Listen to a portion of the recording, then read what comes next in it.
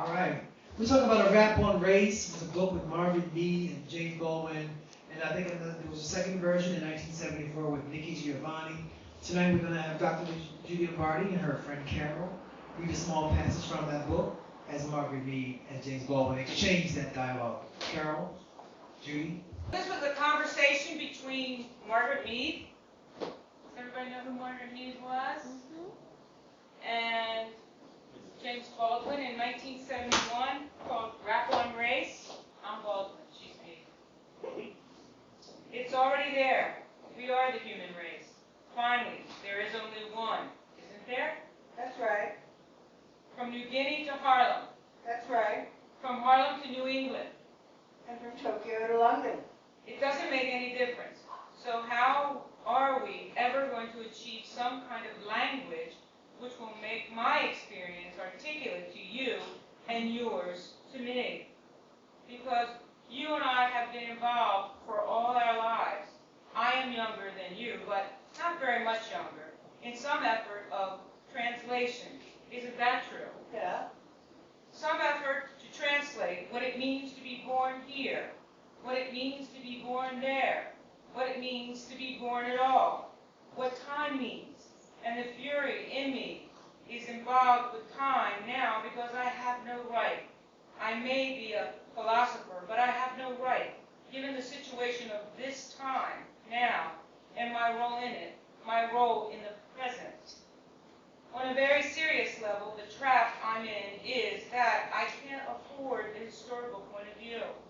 And yet I know something about time present and time now.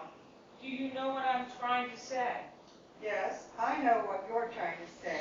If people don't include the historical point of view, they can act more definitely. But if you must include the historical point of view, then you're Hamlet on the battlefield, aren't you? Then you don't do anything.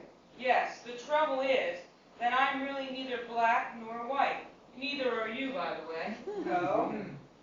When you asked me this morning before we started taping, why don't you test me, I said, I don't have to test you. You're neither black nor white either. Because as Malcolm X put it, white is a state of mind. The great question, my dear, is how one begins to attack that state of mind. I wouldn't go so far as to say how to overcome it. And in this sense, New Guinea and the Congo and even France become irrelevant because we are responsible for what is happening here. I'm not responsible for the Turkish or the Japanese societies, for example, but I am in some way responsible for what happens here. I cannot change Japanese society. You sure can. Well, perhaps I can change it, but the price of changing that society will be changing this one. But what we do has affected Japan.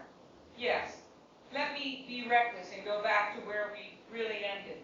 I remember we were talking about the South African miner and Western economy. Now this shirt I'm wearing, the dress you're wearing, it is not your fault, it is not my fault, but the price these rags cost the world.